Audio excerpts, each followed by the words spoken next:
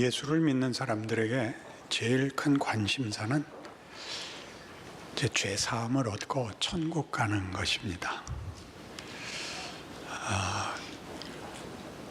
예수님이 우리를 위해 십자가를 지셨고 우리 죄를 사하시고 지옥 갈 우리를 천국 백성으로 삼으셨습니다. 그런데 왜 십자가까지 지시고 또 우리의 항복을 받아내신 후에 이 세상에 남겨두시는지가 우리한테 늘 이해가 되지 않습니다. 신자답게 살려고 애를 쓰는데 잘 되지 않는 것, 그리고 이 괴로운 세상에 우리를 남겨두고 뭘 하라 그러는지 모르겠는 것. 물론 우리가 전도도 하고 봉사도 하고 또 빛과 소금 역할을 하면 그 마땅하고 감격할 텐데 그게 또 잘 안 된다는 거. 다른 사람은 되나 물어보면 안 되는 것 같고, 그러면 대다수의 신자가 정당한 신앙생활을 하고 있지 못한데 하나님은 왜 이런 시간을 끌고 계시는가? 이런 것들이 우리에게는 풀리지 않는 문제일 것입니다. 히브리서의 수신자들도 바로 그런 문제에 노출되어 있었죠. 신앙생활을 하기 위해서 여러 위험과 손해를 감수하면서 신앙생활을 하는데 이 믿음을 지키는 자들에게 보상이 없고, 예수를 대적하고 예수 믿는 게 뭔지 모르는 세상 권력들과 부도덕한 것들이 오히려 득세하여 교회를 핍박하는 일에 대해서 이제 마음에 낙심이 들었던 것입니다. 거기에 보내는 편지가 이런, 말하자면 우리가 당연시하고 있는 말들로 격려되고 있지 않습니다. 힘을 내라, 믿음을 지켜라, 참아라, 이렇게 되어 있지 않고 지금은 예수께서 하늘 보좌 우편에서 대제사장으로 너희를 지키고 있는 시간이다, 이렇게 말을 하죠. 그래서 우리가 좋아하는 모든 문제를 십자가로 끌고 가서 하나님이 우리를 얼마나 사랑하시는가, 하나님이 어떤 고통을 감수하셨는가, 얼마나 큰 진심으로 우리를 대하셨는가로 돌아가서 그 감격, 그 역사적 사건, 우리의 고백, 우리의 믿음의 근거를 아무리 다시 확인을 해도 현실을 견디는 문제에는 진전이 없고, 십자가는 분명한데 그 후에 우리의 생에 고백과 소망과 약속을 갖고 있으나 설명할 수 없는 현실에는 도움이 되지 않는, 그래서 알다가도 모를 얼굴로 신앙생활을 할 수밖에 없게 된 것입니다. 거기에 대한 답입니다. 예수님의 죽으심을 이렇게 얘기합니다. 구약에서도 하나님 앞에 죄 용서함을 받기 위하여, 하나님과의 관계를 정상화하기 위하여 속죄제라는 것이 있었다. 1년에 한 번씩 대제사장이 자신의 죄와 이스라엘 백성의 죄를 하나님 앞에 속하고 죄 씻음을 받고 하나님과의 관계를 새롭게 하는 제사가 매년 있었다. 그러나 그 황소와 암소, 염소 같은 짐승의 피로는 깨끗게 하는 일이 유효기간이 1년밖에 되지 않아서 그 제사는 매년 반복할 수밖에 없었다. 거기에 비하면 예수님께서는 한 번에 이걸 끝장내셨다. 왜냐하면 그의 피는 짐승들의 피와 비교할 수 없고 우리의 피와도 비교할 수 없는 하나님 자신의 속죄 제물이었기 때문에 우리 모두의 죄를 씻는 일에 한계가 없다. 그 유효기간이 영원하다. 그래서 단번에 들이셨다. 이게 히브리서가 하려는 얘기입니다. 그러니까 그러니까 문제는 뭐냐 하면 이렇게 한 번으로 끝장난 죄 문제가 해결된 것인데 왜 아직 안 물러갔느냐 이거죠. 질문이 여기로 와야죠. 그럼 지금은 뭐냐?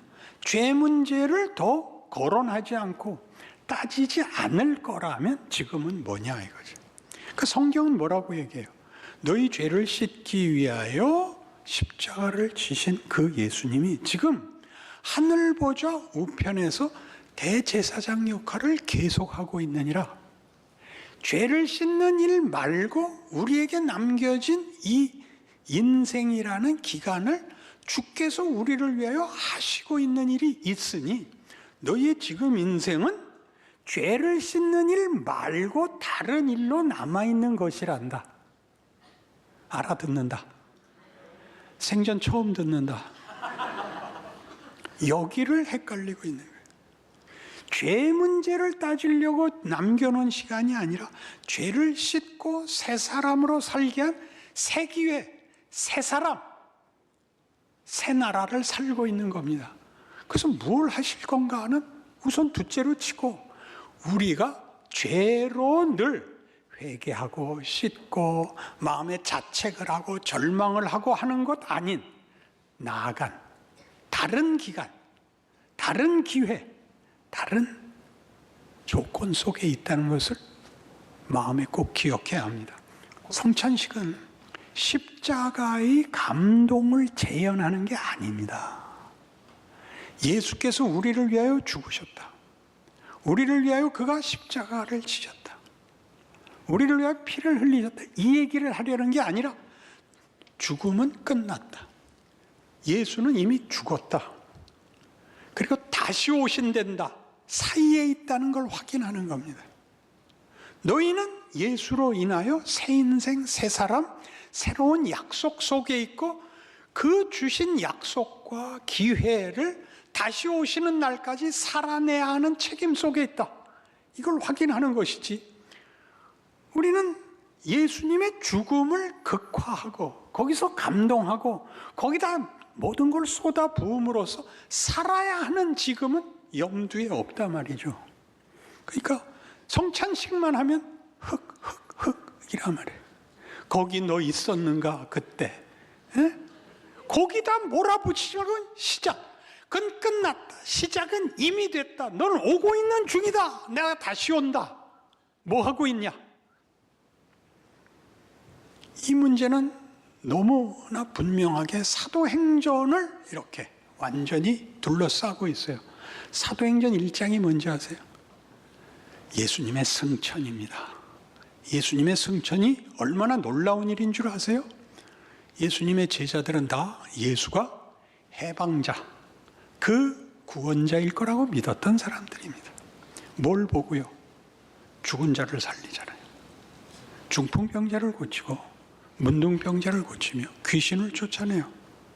바다를 잠잠케 하고 오병이어의 기적을 행했어요. 이런 능력을 가진 이가 메시아가 아니면 누가 메시아라 말입니까? 어떻게 됐죠? 그 메시아가 죽어버렸어요. 기꺼이 자발적으로 난 죽어야 된다 했어요. 아무도 이해할 수 없었죠. 베드로는 설마 죽은 자를 살리는 이가, 바다를 명령할 수 있는 이가 죽는다는 게 말이 돼요? 자기 발로? 끝까지 쫓아 들어갔죠. 설마 정말 죽잖아요. 무슨 수가 있어요? 저주하고 부인했죠. 그가 믿음이 없어서 그랬다. 이렇게 얘기하는 건 결과론적인 거예요. 베드로의 실망이라는 거는 우리가 상상할 수 없는 거예요. 어떻게 그 예수님이 어떻게 사람 손에 잡혀 죽을 수가 있는가? 넋이 빠졌죠. 부활하셨잖아요. 무슨 생각이 들었겠어요? 아, 그때 이렇게 세상 권력에 대해서만 승리하는 것이 아니라 죽음까지도 뒤집으시는구나. 이 마지막 장면에 제자들이 묻죠. 주께서 이스라엘을 회복하심이 이제는 됐습니까? 예수님이 느닷없는 답을 하시죠. 그건 아버지의 손에 있다. 난 모른다. 난 간다. 잘 있어라. 잘 있거라. 나는 간다. 이별의 말도 없이. 여길 분명히 알아야 돼요. 이건 경악 이상이에요. 아니 그러면 부활은 왜 하셨어요? 부활하실 걸 죽긴 왜 죽으셨어요? 이렇게 물어야 돼요. 그렇게 살려는 우리를 왜 이따구로 살게 하세요? 물어야죠. 성경에 답이 없는데 어디서 맥혔다고요? 그 쉬운, 앞에 일어나서 뒤로 밀고 있는, 앞으로 나가야 하는 성경의 약속들에 대하여 우린 눈을 감아버린 셈이 됐죠. 성령이 오신다. 그때 보자. 그래서 왜 마가의 다락방에 모여서 기도했죠? 다른 선택의 여지가 없잖아요. 믿었던 예수가 죽으신 걸로도 놀랐는데 부활해서는 또 부활해서 가서 빌라도랑 헤롯이랑 붙잡아다가 족쳐야 될 거 아니에요. 그리고 자기네들한테 상을 줘야 되잖아요. 아무것도 안 하시고 떠나버리셨어요. 약속한 성령을 기다리래. 성령이 오셨어요. 새로운 힘으로 충만해졌어요. 어떻게 됐죠? 3장에 성전으로 올라가는 길에 미문에 앉은 안전뱅이를 보고 베드로와 요한이 이 귀한 선언을 합니다. 은과 금은 내게 없거니와 내게 있는 것을 내게 주노니 곧 나사렛 예수의 이름으로 일어나 걸으라. 일어났죠. 뛰며 고함 질렀죠. 온 성에 소문이 가득하고 나사렛 예수의 이름으로 안전뱅이가 일어났다. 당시에 권력자들이 그를 잡아갔죠. 너 예수의 이름을 얘기하지 마라. 이딴 소리로 너 백성들을 미혹하지 마라. 위협과 협박 속에 놔줬죠. 잡혀간 사도들을 기다리고 있던 초대교회에 그들이 돌아옵니다. 어떻게 됐습니까? 우리나라엔 이런 기록이 남아있죠. 안희숙 씨가 쓴 죽으면 죽으리라 라는 예전 일제강점기 때의 순교자들의 얘기 속에 이렇게 되어 있습니다. 첫 번째 투옥이 일어났을 때는 죽이지 않았답니다. 풀어줬답니다. 두 번째 투옥 때 잡혀와서 그때부터 순교자가 나오기 시작했는데 첫 번째 투옥 됐다가 놓아줬을 때 기도하던 모든 성도들이 모여서 추록한 장로 목사님들에게 물은 첫 번째 질문이 모두의 관심이 이거였습니다. 고문을 당할 때 하나님이 천사를 보내어 도우시던가? 우리 모두의 관심사입니다. 대답은 이것이었습니다. 아니요. 그럼 어떡하시겠습니까? 이게 하나님이 요구하시는 길이라면 어떡하시겠습니까? 그게 여기 있는 얘기입니다. 어떻게 됐습니까? 그들이 우리를 위협했고 한 번 더 하면 잡아 죽인다고 했다. 그들이 뭐라고 답했다고요? 맞습니다. 성경에 그렇게 기록되어 있고 이것이 하나님이 일하시는 방법이라고 했습니다. 시편 2편을 인용하여 어찌하여 열방이 나서며 세상의 권세자들이 나서서 하나님의 일을 방해하는고 했습니다. 저들은 헤롯과 빌라도는 주의 일을 이루기 위한 악역을 맡았습니다. 우리는 주의 일을 순종할 주인공이 됐습니다. 그러니 저들은 자기 일하고 우리는 우리 일에서 하나님의 뜻이 이루어질 것을 믿습니다. 힘을 주시옵소서. 그래서 어떻게 했다고요? 그 모인 장소가 진동하고 성령이 임하여 성령이 충만했대요. 원래 언제 오셨어야 되는 거예요? 잡아갔을 때 내려오셔서 본디오 빌라도를 이단 엽차기로 헤롯을 그냥 정수리부터 엄지발가락까지 쪼갰어야 되는 거 아니에요. 그렇게 안 하시고 이렇게 하신다고 성경이 증언하고 있다고요. 이것이 십자가의 도가 믿지 않는 자들에게는 미련한 것이요 믿는 우리에게는 하나님의 능력이요 하나님의 지혜니라 라고 되어 있는 현실인 것입니다. 여기를 안 믿는 거죠. 어렵고 괴로운 것이 전부고 하나님이 우리를 하나님이 목적하시는 영광과 찬송으로 끌고 가기 위하여 어떤 과정을 겪게 하는가? 여기가 우리가 믿고 싶지 않은 데입니다. 우리는 나중에 이것이 히브리서 10장 다음에 뭐가 있죠? 11장이 있습니다. 그렇습니다. 얼마나 쉽고 답이 안 나오는 겁니까? 히브리서 11장은 무슨 장이죠? 믿음장입니다. 믿음장에 무슨 얘기가 나올 것 같습니까? 넉넉히 이긴 사람들 얘기가 나올 것 같습니까? 답을 얻지 못하고도 충성한 사람들 얘기가 나옵니다. 충성이니 순종이니로 그들의 삶이 편해졌다는 약속이 하나도 없는, 고생하고 보상받지 못하고 끝장이 났다. 그게 이제 등장할 겁니다. 그러나 그것이 우리에게는, 우리가 지금 와서 보아도 이미 아브라함이니 이삭이니 야곱이니가 믿음의 선조요 영광된 인생을 살았다고 우리 입술에 고백을 받은 것처럼, 그 길이 세상이 만드는 한순간에 불과한 헛된 영광이나 헛된 승리와 비교할 수 없다는 걸 우리가 알게 됩니다. 우리도 그 길에 들어서게 되는 것이죠. 그래서 이 모든 문제들에 대하여 성경은 우리에게 이렇게 얘기하는 겁니다. 이 고난과 이 고통과 답이 없어 보이는 이 길이 주께서 사신 성육신의 길이었고 우리 보고 살라고 하는 성육신의 연장입니다. 요한복음 14장에 의하면 예수님이 친히 우리에게 이렇게 약속하십니다. 나를 믿는 자는 내가 하는 일을 저도 할 것이요 이보다 큰 일도 하리니 이는 내가 아버지께로 감이라. 예수께서 와서 하신 일을 예수께서 이루시고 아버지께 돌아가 아버지께 더 구함으로써 예수께서 하신 일보다 더 큰 일을 우리에게 허락하시겠답니다. 뭔가요 그게?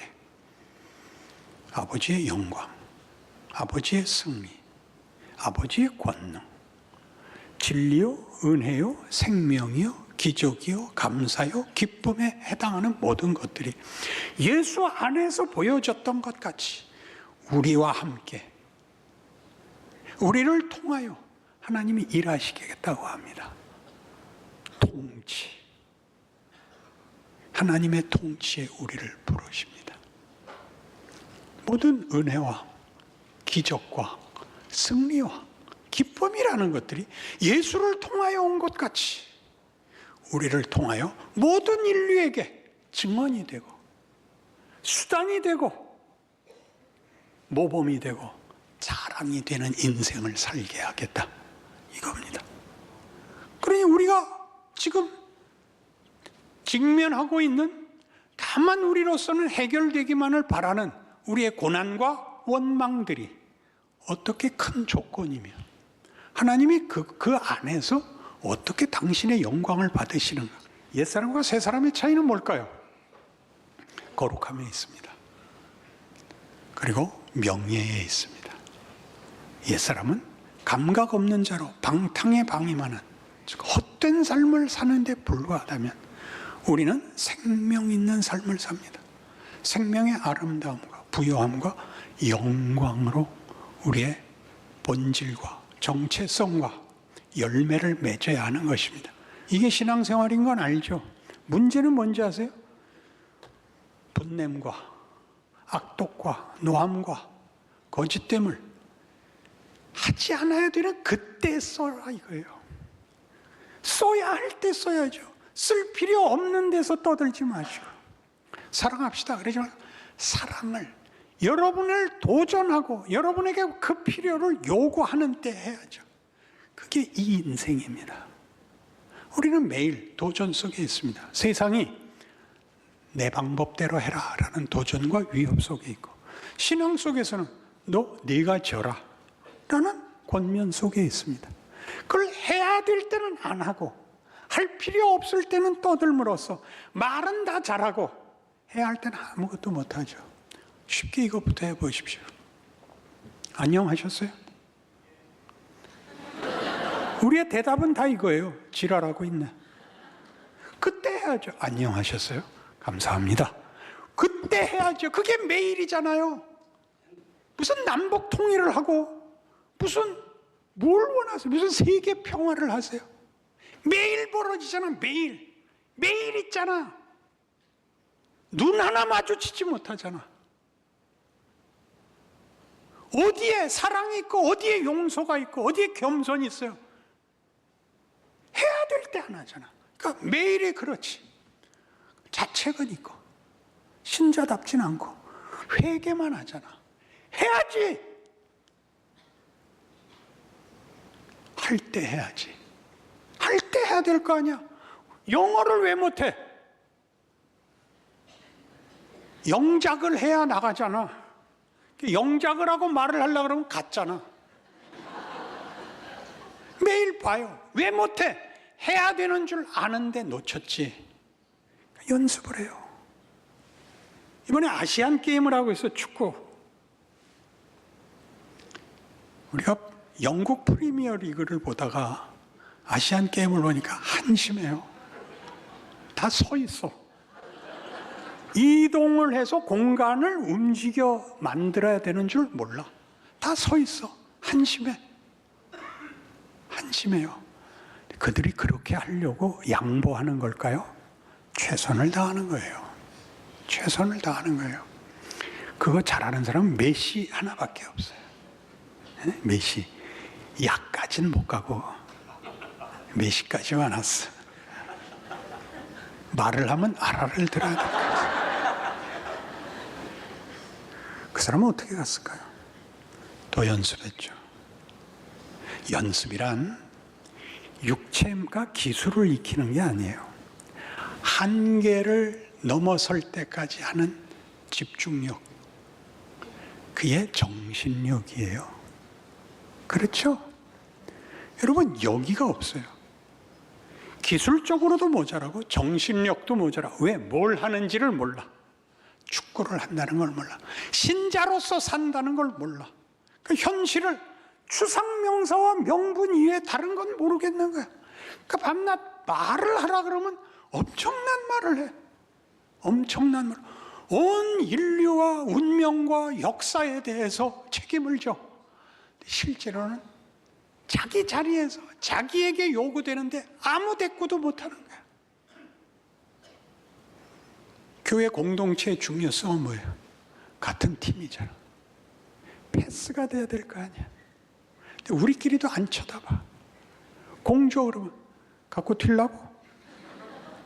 우린 뭘 하고 있는 줄 모르는 거예요. 세상에 나가서 하려면 여기서 먼저 해야 될 거 아니에요. 여긴 우리끼리 모인 데잖아. 하나님이 우리에게 교회를 허락한 이유. 그리고 세상에서 실력 발휘를 하라고 자책했어요? 다음에 하나 더 하기 위해서 노력을 해야죠. 원래 축구라는 건 골이 안 나는 거예요. 30번 차서 한 골 하나 나와. 괜찮아요. 나 해야지. 2골이 되게 하고 3골이 되게 해야지. 그게 연륜이죠. 그게 하나님이 우리한테 시키는 일이에요. 인간된, 예수 안에서 하나님의 자녀라는 인간이 된 새로운 존재에 관한 정신적, 육체적, 습관적, 인격적 영성이 나와요. 하루가 뭔지를 모르니까 신앙생활이 중첩이 되고 연장이 되고 연습이 되질 않고 늘 막막하고 놀래갖고 왔다 간 게 다야. 히브리서가 그 얘기를 하는 거예요. 히브리 교회에 뭐라고 얘기했다고요?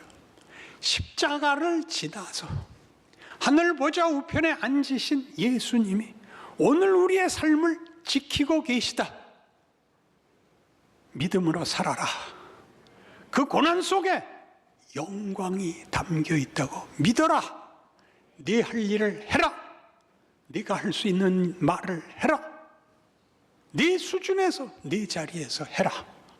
오늘을 살아라. 그리하면 영원한 영광에 중한 것이 네게 담겨지리라.